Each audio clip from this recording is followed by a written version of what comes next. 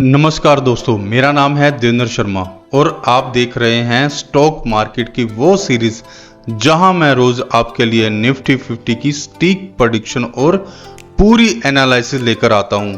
चलिए शुरू करते हैं आज का मार्केट आउटलुक। दोस्तों, आज हम बात करेंगे मंडे के उस बड़े सवाल की जो पूरे हफ्ते के मार्केट का डायरेक्शन तय करेगा। फ्राइडे को हमने देखा कि निफ्टी 50 पर दबाव रहा और यह लगभग 25,350 के आसपास बंद हुआ। साथ ही सेंसेक्स भी 350 पॉइंट गिर गया, यानी बायर्स और सेलर्स दोनों अपनी ताकत दिखा रहे थे। चलिए दोस्तों, डिटेल में समझते हैं कि पिछले हफ्ते मार्केट ने क्या संकेत दिया और मंडे को कौन कौन सी खबरें असर डालेंगी।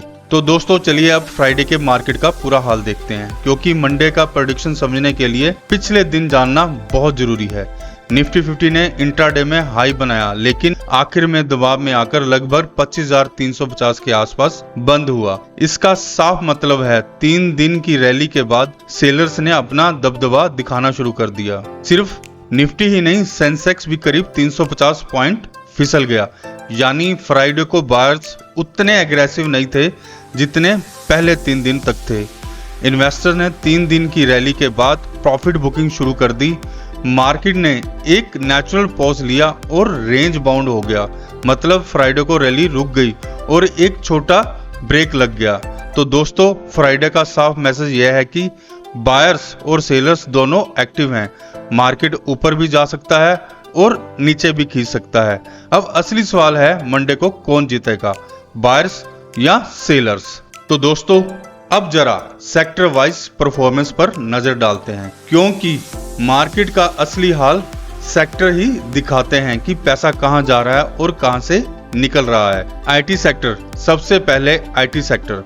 ग्लोबल टेक डिमांड और रुपए की कमजोरी ने आईटी स्टॉक्स को मजबूती दी। इन्फोसिस और टीसीएस जैसे जायंट्स ने फ्राइडे को मार्केट को संभालने में बड़ी भूमिका निभाई। ऑटो सेक्टर भी मजबूत रहा। फेस्टिव सीजन की डिमांड और ईवी सेगमेंट की बढ़ती उम्मीदों ने ऑटो स्टॉक्स को गिरावट के बीच भी सपोर्ट दिया। मारुति और टाटा मोटर जैसे स्टॉक्स इन्वेस्टर की वॉच लिस्ट में बने रहे। बैंकिंग सेक्टर, लेकिन बैंकिंग सेक्टर पर दबाव रहा। प्रॉफिट बुकिंग और इंटरेस्ट रेट अनसर्टेनिटी की वजह से एचडीएफसी बैंक और आईसीआईसी बैंक जैसे बड़े स्टॉक्स में सेलिंग दिखाई गई। यह वीकनेस निफ्टी के लिए भी रिस्क बन सकती है। एफएमसीजी स्टॉक्स भी कमजोर रहे। हाई वैल्यूएशंस और कॉशंस इन्वेस्टर सेंटीमेंट की वजह से हिंदुस्तान यूनिलीवर और नेस्ले जैसे स्टॉक्स पर दबाव दिखा। इस सेक्टर में इन्वेस्टर्स फिलहाल सेफ अप्रोच अपना रहे हैं।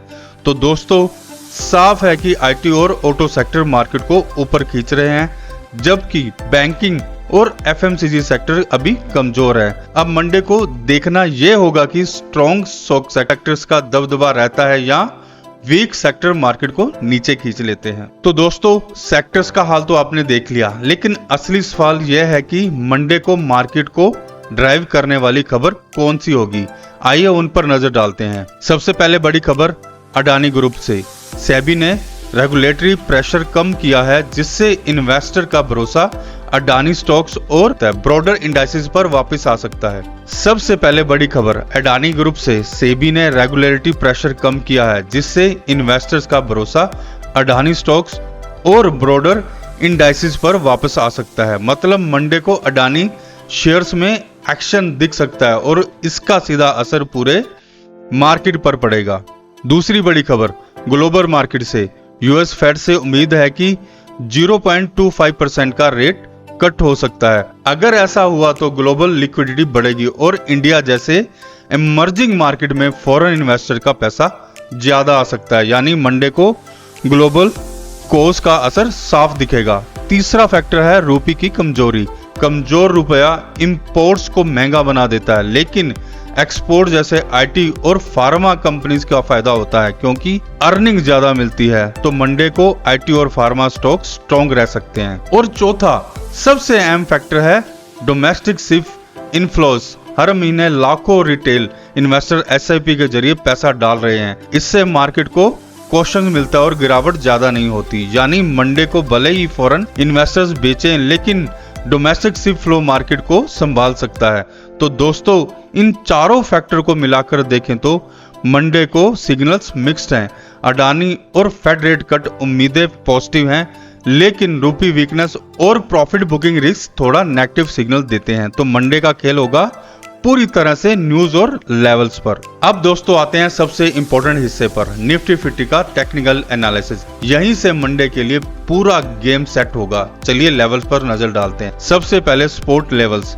इमीडिएट सपोर्ट है 25,300। इसका मतलब ये है कि अगर मार्केट नीचे आता है तो बायर्स इसे लेवल पर सक्रिय हो सकते हैं और यहां से एक बोनस मिल सकता है। दूसरा मेजर सपोर्ट है 25,100।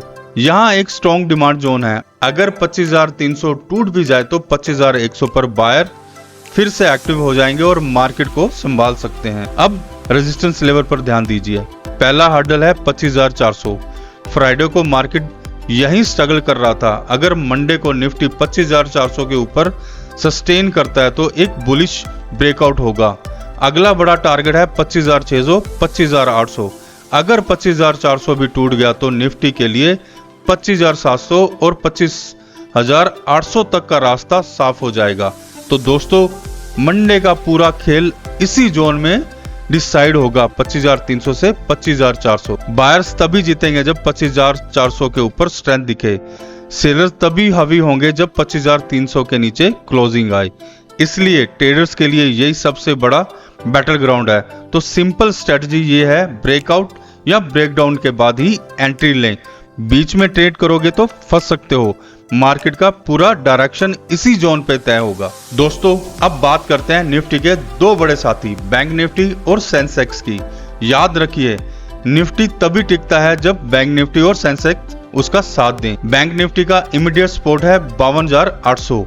यह बैंकिंग सेक्टर की रिकवरी के लिए एक क्रिटिकल लेवल है। अगर यह लेवल होल्ड कर लिया बायर्स एक्टिव होंगे और मार्केट को बड़ा सपोर्ट मिलेगा। लेकिन अगर यह टूट गया निफ्टी पर भी दबाव आ जाएगा। रेजिस्टेंस है 53,600। अगर यह लेवल टूटता है तो एक शॉर्ट कवरिंग रैली शुरू हो सकती है जिससे पूरा मार्केट ऊपर उठ जाएगा। अब सेंसेक्स पर नजर डालते हैं। सपोर्ट्स लेवल है 82,600। अगर यह जोन होल्ड करता है तो पूरे मार्केट में स्टेबिलिटी आती है। रेजिस्टेंस है 83,500। अगर यह लेवल ब्रेक हो गया तो बुलिश सेंटिमेंट और मजबूत हो जाएगा। अब सवाल है इन दोनों का निफ्टी पर क्या असर होगा। सिंपल है, अगर बैंक निफ्टी और सेंसेक्स रिकवर करते हैं तो निफ्टी को बड़ा सपोर्ट मिलेगा। लेकिन अगर बैंक निफ्टी 52,800 के नीचे गिरा, निफ्टी अकेला ही सस्टेन नहीं कर पाएगा और गिरावट का खतरा बढ़ जाएगा। तो दोस्तों अब आते हैं सबसे इंपॉर्टेंट हिस्से पर। मंडे को मार्केट क्या करेगा? क्या होगा, तेजी का धमाका या मंदी का दबाव? चलिए दोनों सिनेरियो को डिटेल में समझते हैं। अगर निफ्टी 25,400 के ऊपर ब्रेकआउट करता है तो यह होगा एक स्ट्रॉन्ग बुलिश सिग्नल और टारगेट मिल सकता है 25,700 से 25,800 तक का। इसके साथ ही एक शॉर्ट कवरिंग रैली शुरू हो सकती है जो तेजी को और ज्यादा पावरफुल बना देगी। मतलब सिंपल है, बायर्स डोमिनेट करेंगे और मार्केट ऊपर उड़ सकती है। लेकिन अगर निफ्टी 25,300 के नीचे फिसल गया, बायर कॉन्फिडेंस टूट जाएगा। मार्केट फिर टेस्ट करेगा अगला मेजर सपोर्ट 25,100। अगर 25,100 भी होल्ड नहीं किया तो और गिरावट का रिस्क बढ़ जाएगा। मतलब सेलर एक्टिव होंगे और मार्केट को नीचे धकेल सकते हैं। तो दोनों स्ट्रेटजी सिंपल हैं, वेट फॉर ब्रेकआउट और ब्रेकडाउन कंफर्मेशन।